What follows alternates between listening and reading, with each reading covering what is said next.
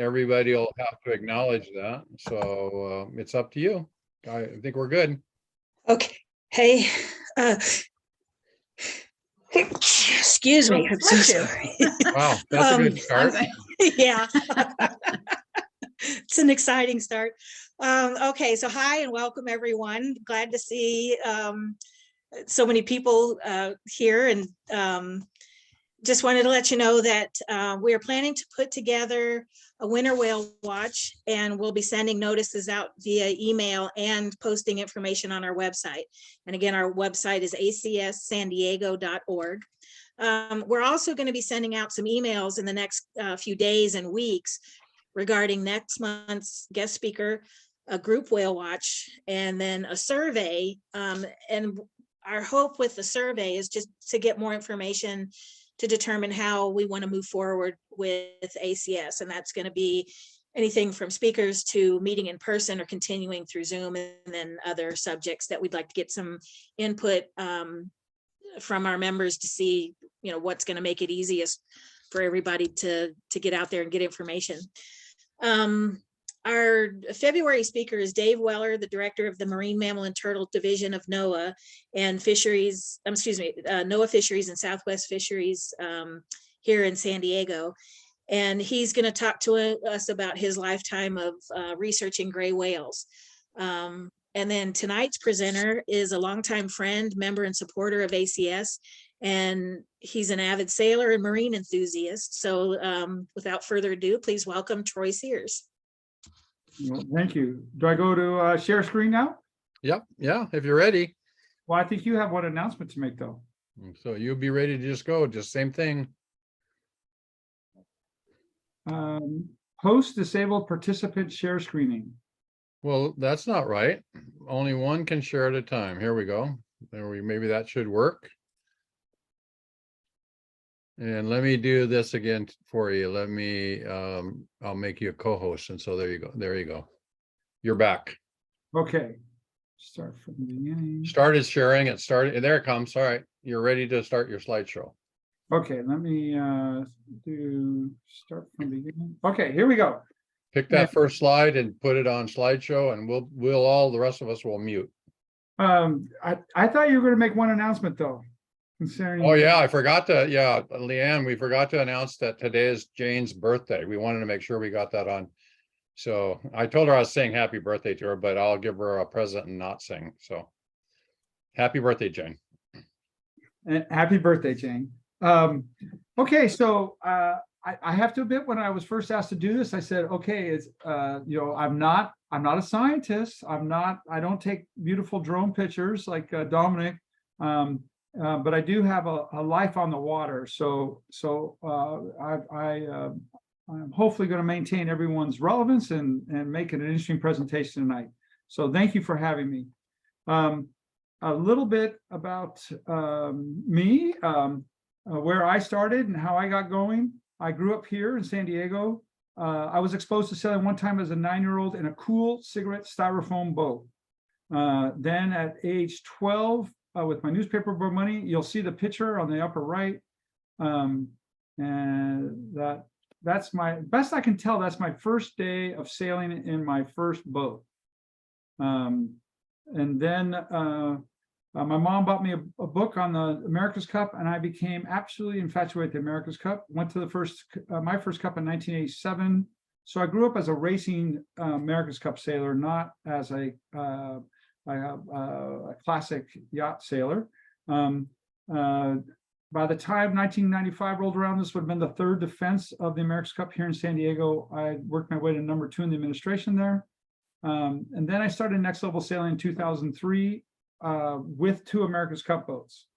As the company grew, me being a kid from Claremont, that picture, by the way, you see of my boat is in Mission Bay, where I would walk the boat from my house from Bay Park on Denver Street. So I had the ability to go and meet the owner of America, made a pitch to purchase the boat. Those of you who might be boat owners or know that if you approach someone on the right day, they'll probably sell you their boat, and that's pretty much happened with America. Also got involved with Oracle Team USA when they were training here in San Diego, was a tenderboat driver for them. Went to Spain when they won the Cup in 2010, and then stayed with them and as they defended it in San Francisco. So mostly, as you can see from the America's Cup side. So just some numbers that I've got, best I can count now, about 7,300 days underway. I average right now about 330 days a year on the water.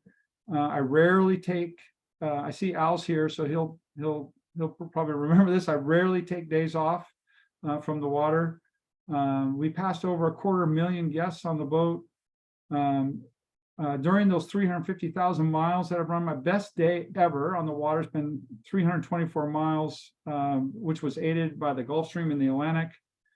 I've avoided 2 hurricanes, Matthew and Otto. I think anytime somebody brags about how many hurricanes they go through, I probably wouldn't get on the boat with them. I like to say how I avoided hurricanes rather than gone through them. A couple tropical storms, 3 transits of the Panama Canal. And I've now sailed in every ocean except the Southern Ocean, and I don't want to sail the Southern Ocean. It's just too cold for me. Some notable North American spots, in case you guys from various parts of the country will pick up some of these things. I'm not going to spend a lot of time here on the Atlantic and on the Pacific. I was talking to a guest today who is from Mystic, Connecticut, one of my most favorite ports on the East Coast, and I've had America there several times. I'm also very big on supporting education and juniors. This is actually at the Naval Academy, where America spent a lot of its time after it was originally built. Many probably don't know that when America was originally built in 1851, it was to showcase American naval architecture superiority at the First World's Fair, not to go into a race, but it did race and beat the British fleet of the Royal Yacht Squadron to win a trophy called the 100-pound Cup. We don't know it as that. We only know it as the America's Cup. But 10 years on, it was seized by the Union. It came back to the United States 10 years later, I should say, as a Confederate ship. The British packaged a group of ships, and they packaged the America with it, and it was served as a Confederate ship. Then the Union sacked Jacksonville, where it was home port, and took it back. So it spent a majority of its time after that at the Naval Academy. So when I get to the East Coast, the Naval Academy is always gracious for me to stay there. And that's what you're seeing here is a midshipman on board. Always a real privilege to have the boat in the inner harbor there at the Academy. I'm also very big on junior sailing. And I continue to do that. I always think that there's another 9-year-old kid out there like me who just needs to be exposed one time, and that could be all it takes. And so I'm always very supportive of junior sailing. One thing I don't like is lightning in those 350,000 miles. Let's talk about some of the stuff that that on those voyages. I've never, ever gotten comfortable with lightning. And lightning on the ocean is probably the least favorite thing I like to be in, because you're like the only thing sticking out of the water right there. And the boat's been struck by lightning 3 times, and it's still, I don't think I'll ever get comfortable going through lightning. Particularly if you're the only thing out there when it comes. This picture here probably really changed my attitude about being on the open ocean. We're off the coast of Costa Rica in this picture, and I just simply couldn't believe how beautiful the ocean could get. I think the reason why I'm offshore so many times is because every day is so different, and no 2 days are ever alike. And I just really like being out on the ocean. In this area of the water, the world, you have to have a bow watch for turtles. There's so many turtles in the water that you're constantly turning to avoid getting near any turtles. Some of the scary spots I've been through, if you're anyone here from the East Coast, you will recognize this as Woods Hole, Massachusetts. Probably the only time that I put the brown pants on, because I get so scared. I've been through Woods Hole a couple times in fog, and nothing like popping out of fog and seeing boats crash on the rocks and hope you just don't join them. So places like that, I've always get really psyched up when I hear about some spot in the world that has some famous body of water, and I get a chance to navigate those passages. I've gone through Woods Hole now about 6 times, just because every time I'm in the neighborhood, I just really enjoy going through it. One of the most bizarre spots to navigate on the world. Anyone from the Chesapeake will recognize these Chesapeake racing boats, and we had an opportunity to sail with them one day out on the water. Some of the craziest boats on the planet. And here was with a very good friend of mine, Bobby Greiser, who's now passed away, and had him with us. As you've heard, I'm a big America's Cup fan, and as you might not think, I'm not tied to the classics. I love all the new technology. Here you see America, fortunately, ahead of the boat that won in 2013, but as you can tell, that didn't last for long. This boat trained here off of San Diego, and I was always amazed that more people did not come out to see this boat when they could see it in person. We just give you an idea, made it from the kelp beds off of La Jolla, rounded the South Island of Coronado Island in 45 minutes. That's how long it took for this boat. It would frequently get well into the 40 knots up speed-wise.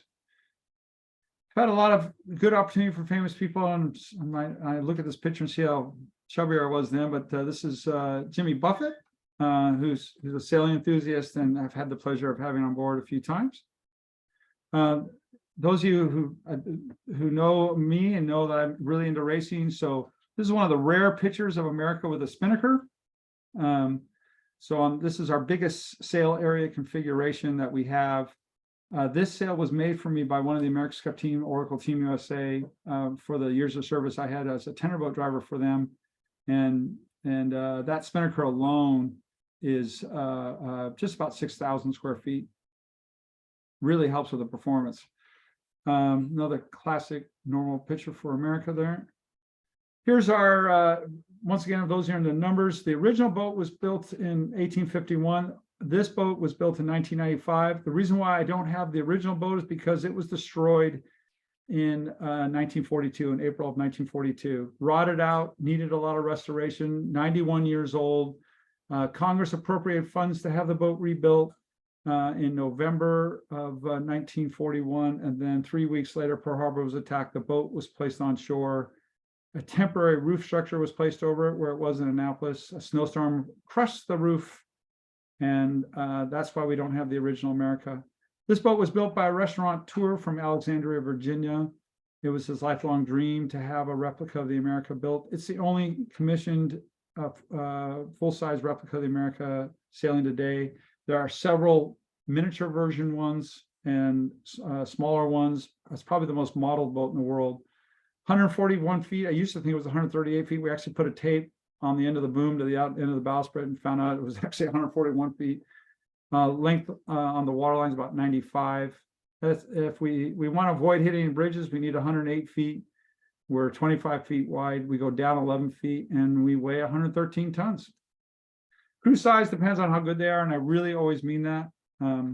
The more important than how many people are on the boat is how good they are on the boat. I brought this screen up just to show you just how tricky it can be navigating various parts of the world. This is in the Gulf of Mexico, where there are a lot of charted and uncharted offshore rigs, all these different lines and sea things are probably one of the most craziest places you have to navigate through. Here you can, I'm the dotted line in the middle going off course to avoid some rigs. It is very stressful at night navigating these kinds of waters because sometimes it's just a steel bar unlit sticking out of the ocean that you could be 50 miles off the coast. Otto also is one of my fondest memories in the boat.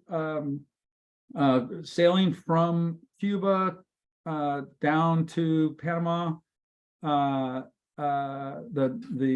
National Weather Service, the National Hurricane Center, they update areas that might turn into a hurricane every 6 hours, and then if they do turn into cyclonic and they start spinning, then then they start updating every 3 hours.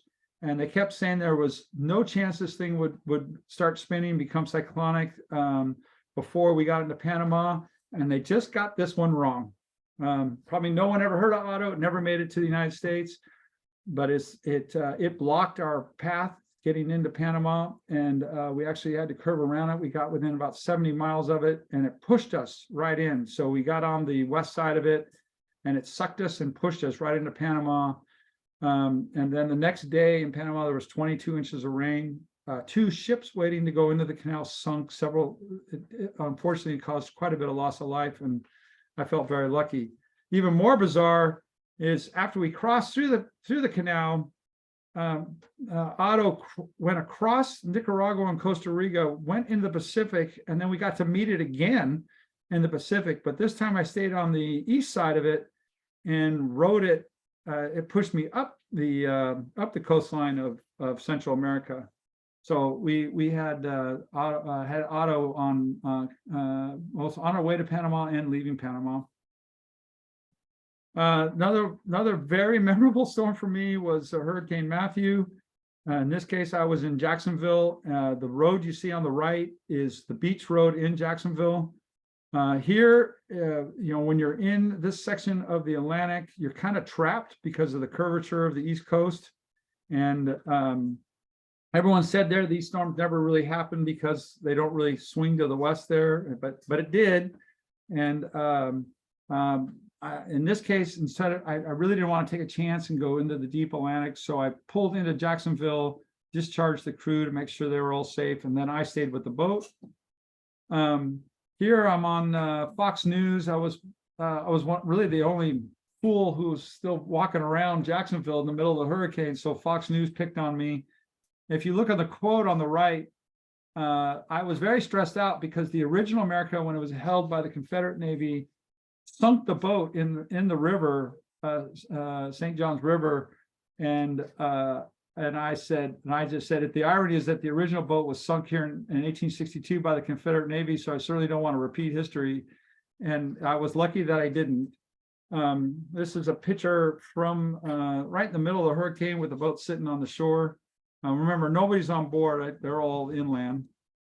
And then here was the plan for Matthew. I knew I was wagering that the storm was going to pass to the east, so I found the biggest building I could find on the water to block the hurricane, and it worked like a charm. What I didn't realize, and this was total dumb luck, is one of the storm drains was actually discharging underwater right where America was parked, and was pushing me away from the seawall, and it was just pushing on the keel and pushing me away, and the boat never got a scratch. Okay, moving on to marine mammals. I wanted to start with just a little overview. We all know about the Marine Mammal Protection Act. We may not know some quick details about it, because I think it's something that's unique to the United States, very important to our country, and I think a lot of people have heard about it. But here's some basics about the Marine Mammal Protection Act. It was signed into law by Richard Nixon in October 21st of 1972. I was 10 years old then, and I was just saving up for my first sailboat, so I had no real memory of that, obviously. The big word in the legislation is understanding what the word taking means. So it prohibits taking. Taking equals hunting, killing, capture, and or harassment of any marine mammal. And this act basically made it illegal to take, and that's the word they use. It's an unusual interpretation of the word take. So then breaking down harassment, harass is pursuit, torment, or annoyance that will cause disruption or behavior patterns of migration, breathing, nursing, feeding, sheltering. For most of us out here, it's in San Diego, it's going to be migration, breathing, and feeding for the most part. Not impossible for the other one. And NOAA manages the act. NOAA is awesome for stock assessments, things like that. But they really don't have much of enforcement capability here in San Diego. It's just the truth. They just don't have assets here. Most of their assets for enforcement on the West Coast are Seattle and places like that. So I've never really seen an on-the-water NOAA enforcement asset in my history here in San Diego. And NOAA also has this inherent conflict with the U.S. Navy. And you'll see this is all going to turn into a positive. And it's also important to note that in 2007, the Marine Mammal Protection Act has been expanded several times in its history.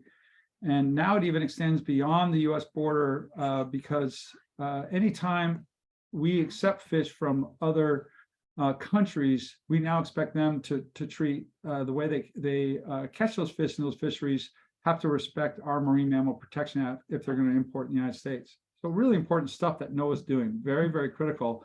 And a lot of their focus here in San Diego is on the fishery side and all that, and that's very important work. Okay, but the mammals off our coast, off San Diego, I think kind of need our help, and I think we at ACS can help with this and be a leader for helping mammals off our coast. I was very happy to hear earlier during the opening comments that there's a survey going out about, you know, what do really the ACS members want to do in the future. And maybe tonight's talk will inspire you to have one of those things be some of the activities I'm about to talk about. Because I think we really need to educate our boating community, educate some of our own whale watch operators, a liaison with the U.S. Navy, liaison with NOAA for a whale alert. Whale alert, for those who don't know, is an app that allows for communication about real-time activity with whales, and where operators, trusted operators out there can inform the app, make an entry onto the app to say, this is where the whales are right at this minute. And but now we got to take it to the next step and get people who are in shipping off San Diego and the Navy to really use this so it becomes a working tool. And then on the water education and observations. So education of the boating community. I think that there needs to be a source like where media and things like that and it certainly can't be my company. Anything on my company is going to seem as mercantile. But I think ACS could easily become a resource for media, whatnot, to promote proper education about how to watch mammals off our coast. They can also help extend out to media sources here in San Diego, and I'm happy to help with these things, but it's all got to be under the ACS banner, not under my company, Next Level Sailing, to yacht clubs and marinas. I'm always amazed as I go around to marinas and my own yacht clubs. There's 51 yacht clubs here in San Diego. No one has ever really gone to them and said, hey, here's some do's and don'ts for if you're going to go out there and enjoy the whales. And then friendly follow-ups with boats that are actually on the water. We don't have to invent the wheel here. NOAA makes an awesome guide already, an easy way to, so nobody has to like have a discussion about, you know, what is proper, what's not proper in terms of education. NOAA's already done a very awesome job here. This is the first page of their whale guide, and the second page, which is coming up here, and hopefully you guys can keep this presentation afterwards if you actually want to spend more time looking at these things. This guide is awesome because of very concise, simple language to boats. It could be posted at marinas and listen to yacht clubs and to meet it, so boaters know what the do's and don'ts are. If you look at this guide, you can see on the left where the circle and the red are, there are basically the do's and don'ts. And that stay out area that you see is really where the biggest two things we see. We see boats who, when there's southbound migration of gray whales, anticipate where they're, first of all, they see us professional operators on the water, no problem. It's a free ocean. We want everyone to enjoy the wonderful marine life off our coast. But instead of going behind us, they'll go in front of us. And then when they see the whale, they'll anticipate how it's vectoring, you know, its speed and direction, and try to anticipate where it's going to be and get in front of it. And that is a really harassment and it's intentional.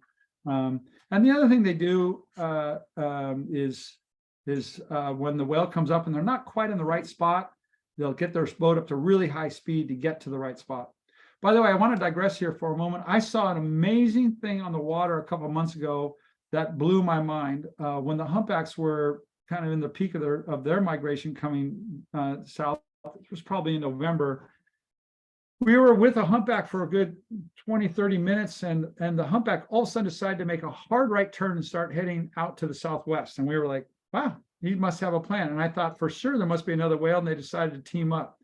And sure enough, way in the distance to the northwest, we could see another spout. And we stayed with the whale and to see how it was going to connect with the other whale. The fascinating part to me was there's two ways you can aim for something like this. One, you can aim right out wherever the noise is coming from, or you can vector. You can anticipate their speed and direction and plot a course ahead of the other whale so that based on your speed, you will intersect with each other. And that's exactly what this humpback did over a half-hour period. And it was stunning to watch. And that it had the intelligence to do that, to vector to the other whale rather than just to point right at it. I was blown away by that. And it's one of these things where you see every day and you see another thing and you go, oh man, these animals are so smart. So the other thing is, and when I title this, it's Confessions of a Whale Watch Captain. Here's my confession. My confession and when I started out, somewhere along the way, I thought I was better that I didn't have to necessarily follow the rules, that I could anticipate whether a whale was a friendly whale, was a shy whale, was a whale, and I felt like it was okay if a whale was friendly to let it come closer to me. And it took me a while to actually have a moment and say, wait a second. This is not right. These rules are in effect. And even if the whales are friendly, and any of you who've gone down to Mexico know exactly what I mean, a friendly whale would be a whale that is curious and comes to you, but still it's our burden to do everything we can to make sure, even if they're swimming to us, give them their space. And even operators can do a better job. I see our fellow operators frequently not doing the best job they could. And I'm in an impossible position where I really can't say too much with them without alienate them. And this is another important place where I think our chapter at ACS can really help. And to make sure that the operators here, that we're the gold standard on terms of making sure that we're not doing anything in violation of the Marine Mammal Protection Act and being the standard for other boaters out on the water. The Navy also, the Navy to me is the huge thing that we have. Other ports have large commercial traffic, Port of Los Angeles, Oakland, Long Beach. These obviously commercial traffic is really big, but here it's our Navy. And I find that there are the most great conscientious operators of some of our Navy ships, and there's others that present huge challenges for us. A huge shout out here to Sarah Mesnick at NOAA, who's always been a huge help with the Navy. She's had to deal with my frustrations, and as with some of you probably at ACS, as I'm trying to get things. And I have to say, the victories are coming, but there are so many ways that these whales need help that we can't control, that when we do have opportunities where we can control, we need to be really good at it. So we can't stop or change global warming. We can't stop changing what might happen with the temperature of the ocean, the food conditions, things like that. But we certainly can give them a very friendly ride when they're coming off of our coast. And that has always been an objective for me. I'm not saying that I haven't seen huge victories. I have. I saw one today, and before we started, I went into great detail. And I've seen other ones where I've actually seen one of these new littoral combat ships get on the radio with me, and I told them that this was a whale that had a 20-minute cycle, and the best I could tell, that whale was about, with a calf, was going to be coming up there. The calf was on a shorter cycle, and sure enough, right at its 12 o'clock, it came up. and this ship slowed to not only to zero, it actually went in reverse so they to like a let this whale cross. Those victories also need to be celebrated, and so that it'll help cause other captains to do the same thing, and really take whales to heart as they're off our coastline. Unfortunately, right now, only the ugly stuff makes the news, like when the Australian ship killed a cow-calf pair, and that was so sad. It just crushed everyone's heart. And I think mostly for the operators, because we knew that the Finns were operating in that area at that time, and we totally felt that this was a preventable tragedy. Okay, so what am I proposing? I'm also proposing on the water education. So I got a lot of things here. I mean, making San Diego a very a city that's very conscientious about how we treat our animals off our coast. You know, liaisons with yacht clubs and media and marinas. But I also think we need an on the water element. There's a couple things here. So this will only be on peak weekends with fair weather days when the weather's really nice, because honestly, on days like today, nobody else is really out there. We got the whole ocean to ourselves. But on a nice sunny weekend, when everyone comes out with their boats, this is where our animals really need the most help.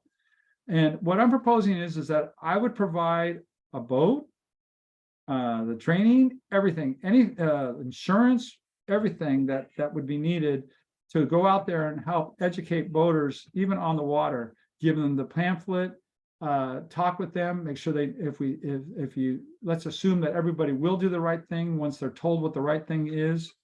And then the last thing on this list is something I've been wanting to do for 20 years. And this is during this short period of time when we had cow calves going north. I would like to have a cow-calf crossing guard across the entrance of San Diego Bay. As many of you might know, cow calves, when they come up the coastline, they hug the surf line. And that means when they come up from Imperial Beach, Coronado, they have to cross the entrance to San Diego Bay. And it's just hair-raising to see this. And I would love to one time actually establish when the cow calves are coming up this way to have a boat out there and to actually let people know a cow calf is coming and be a crossing guard for them to protect them as they go across. I am so saddened to tell you that a week ago, we saw a deceased calf, and it just, once again, just completely breaks my heart. So if anyone, I think that would be the coolest thing on the planet if we could be the crossing guard for these cow calves when they work their way north. And why do we do it? Was we love these animals. So by the way, if you're Valentine's Day is coming up. This is one of the best examples I have of a heart spout. If you want to include to your loved one as a Valentine's message, I love these when we see these heart spouts. And lastly, thank you. I know I'm short on time. I want to remind ACS members that any ACS member who wants to go out with us on Next Level Sailing, anytime, they just have to call us up, make a booking, and then pay the local chapter. We don't take a penny. We don't even want you to pay us. You can always just pay the local chapter. So you can either do it directly or give us a check made out to the ACS. And anytime somebody wants to make a donation to ACS, instead of giving us money for the ticket, the ACS can receive 100% of the proceeds. And this picture, by the way, is my favorite gray whale picture off San Diego, also taken by Bobby Greiser, my dear friend who's now passed. This was the absolute clearest day I've ever seen. And this gray whale, I don't think I'll ever get this opportunity to see a picture like this again. And with that, hopefully I did something that was interesting for you guys and ready for any questions, and back to you guys. So I'm going to ask people if they would to put their questions into the chat room, and I'd be happy to make sure that Troy gets an opportunity to deal with that. And I want to get him back on the screen. So I'm going to go this way, I think, into the slideshow, get you back. Oh, wait a minute, click to get exit there. Nope, you're back on your slideshow. So You just want me to hit, Click hit stop share. stop sharing. There you go. There you Perfect. go. There you Oh, go. welcome back. Woo! And so there we go. So while we're waiting for somebody to put that in the chat room, let me ask you a couple of questions myself. I was very impressed with the humpback whale geometry. That was a pretty interesting, that's a pretty interesting thing to talk about. The fact that they did that vector, the vectors are hard, and so to be able to calculate that and intercept, that was pretty impressive. I thought that was pretty cool. They were All right. 5 miles apart when they started swimming towards the common point that they would reach at. And that whale never needed to change its course. And I would imagine, as a biologist who's done stuff with terrestrial animals, that when you're on land and you can see the other one, I've seen examples that would probably come close to that, where an animal will vector to not go directly but maybe head off something. But that was really cool. I thought that was absolutely awesome. Jane wants to know, birthday question, birthday girl. Jane wants to know, what is the worst place you sailed due to currents? Oh, that's easy. Certainly in the Pacific Northwest. The areas, between the United States, Canada, and anyone who wants to see the craziest currents, and I agree, this is the craziest currents.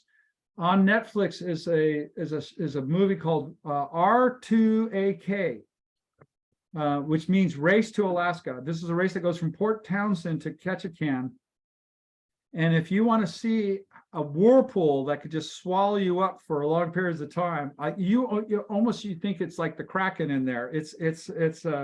Those are from a navigation point of view. I would say the Pacific Northwest has the craziest currents around. Very cool. All right. Ganel wants to know, the Whale Museum in the San Juan Islands has had a boater education program for years with volunteers on the water in the summer to interact with private boats on responsible whale watching. Well, that'd be kind of cool to follow up on. Actually, she sent that to me directly, but I'm sharing that. I thought that's pretty cool. Well, if there's an example already that we can learn from, all the better. So. Yeah.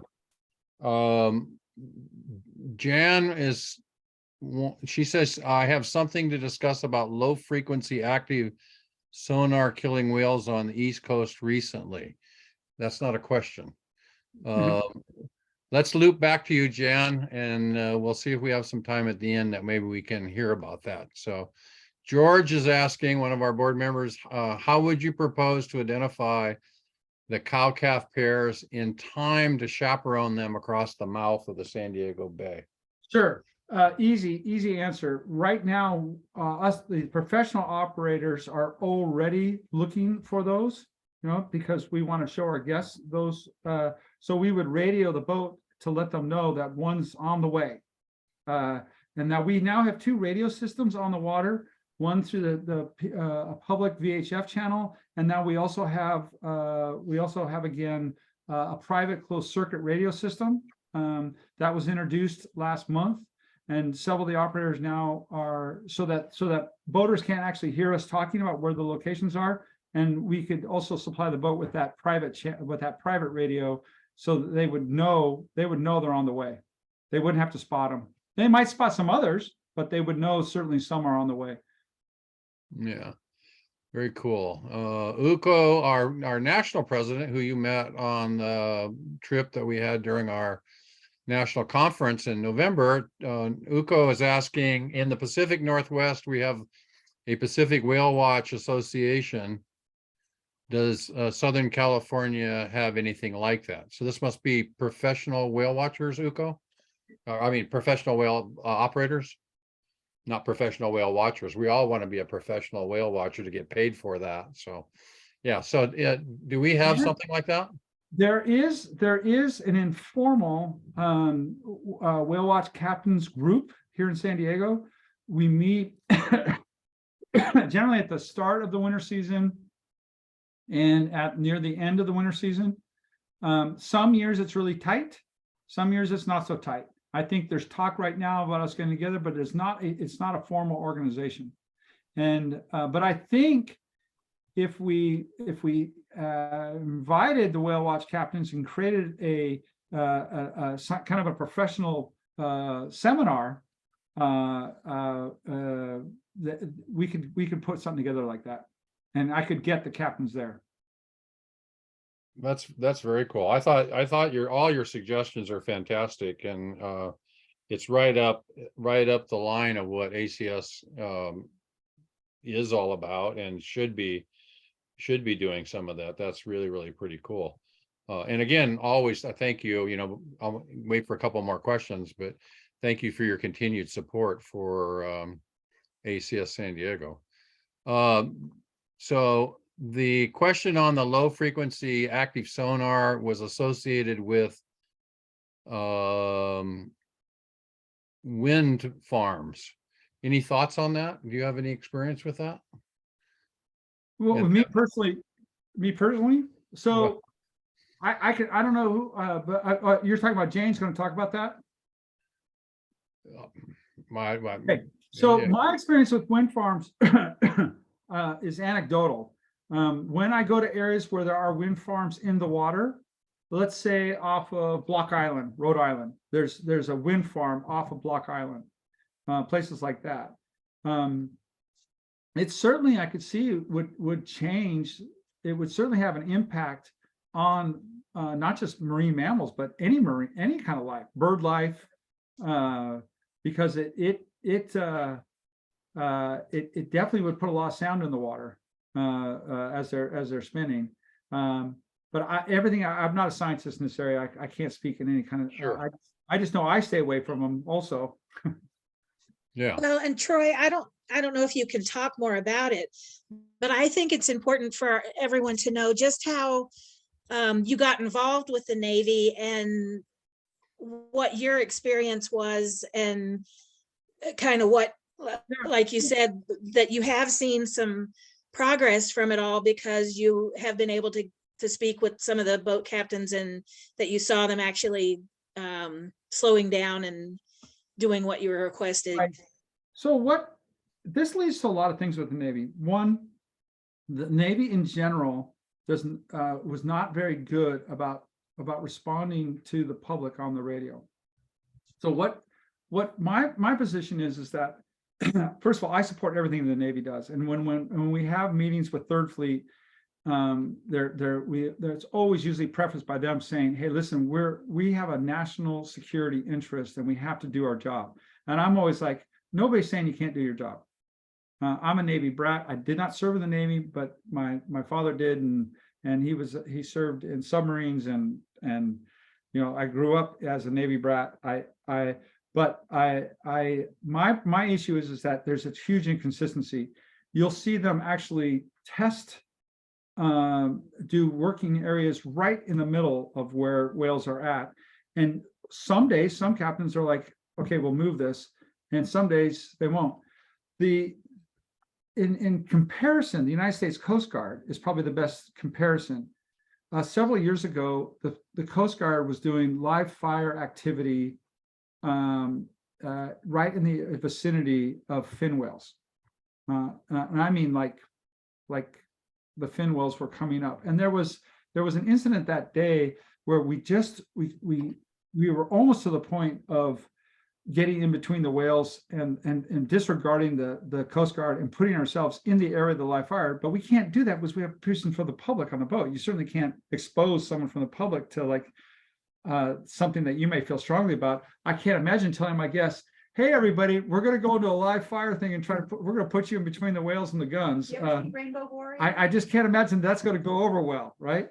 So, but afterwards, we were hot, and we went in and had the Coast Guard review all the radio communications and everything, and the captain said, "This is going to change right now." And right now in San Diego, there are standing orders that says anytime that you identify operators or the Coast Guard operator themselves sees that there's marine mammals in the air, they have to cease that operation, either shut it down for the day or reassess where they can go. And the other thing they do is they'll ask us now, where are the hot spots?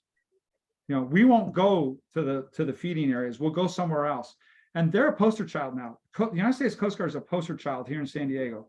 And we're just trying to get the Navy to where the Coast Guard's at, where they'll actually, when they're having their meetings, will say, okay, we're going to discuss where we're going to have this operation, what lane we're going to exit San Diego Bay, where we're going to come back. And an element of that meeting are, where are the whales? And just have that be part of the conversation. So when they're making their planning, they can do that. Now, obviously in the summer where they're feeding, they're stationary.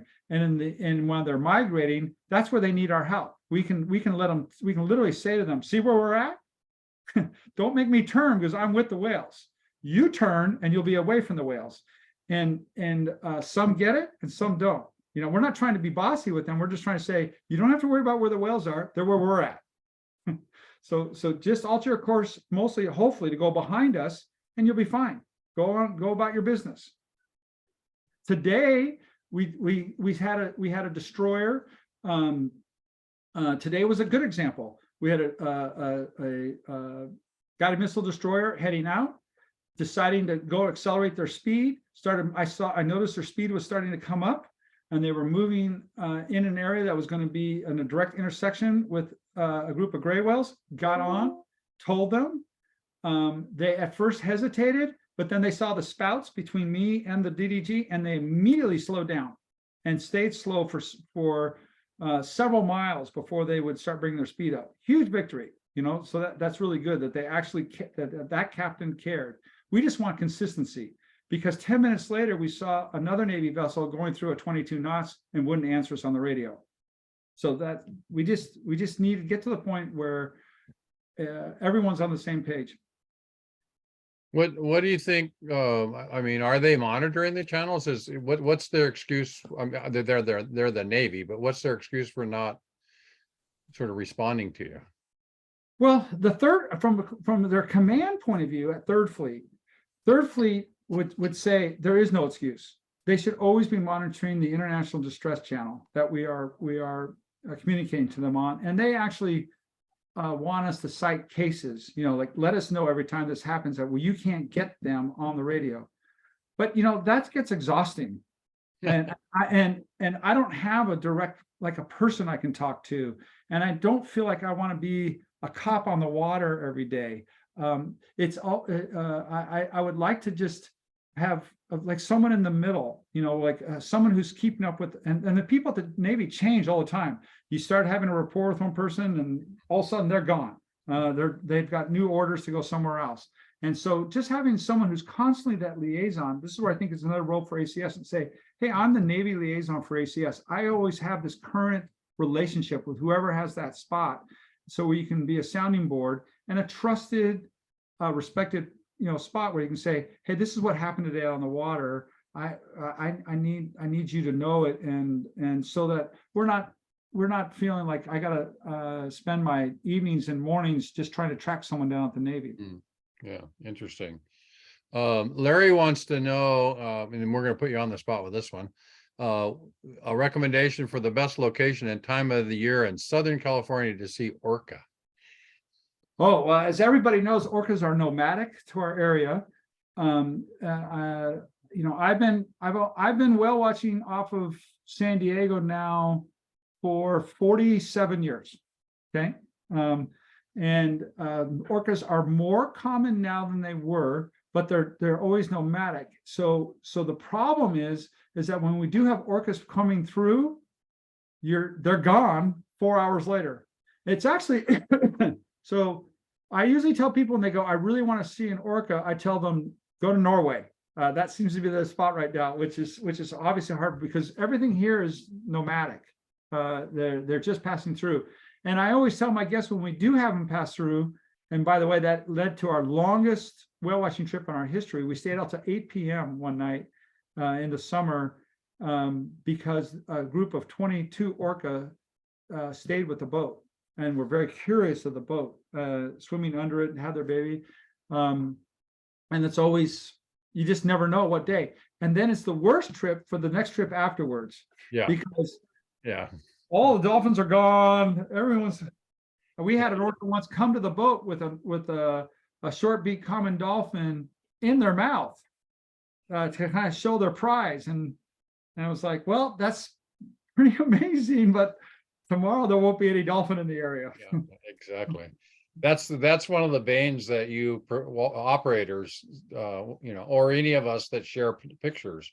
One of us will be lucky enough to be on the boat with you to see that, and we'll tell the rest of our friends, and everybody is signed up to go out the next day or later that week. So I could really appreciate that. Anybody who's been on the water and seen something phenomenal, you should have been here. You should have been here yesterday. That's a Well, phenomenon. we never talk that way. Today's trip is always the best trip we've ever had. Absolutely. Nobody wants to hear that yesterday's trip was better, Exactly. Today, phenomenal trip. We have a couple people saying that if you want to see orcas, Monterey and the San Juan Islands up in the north. So those were some additions on the chat room input. And even the San Juans, the lettered pods that are up there, they've had a lot of changes in the last several years that have made a lot of news, and I'm sure you're probably aware of that too. And they've also changed their local regulations there about because they need a little more space now, and that's why I tell people Norway now. Yeah, Norway sounds like a better, not to go to the San Juans. That's very good. Well, final call for questions if anybody has them. See what happens here. Troy, it did not disappoint from my perspective. I thought it was awesome. I like the history of the America, and then some of the adventures that you've had.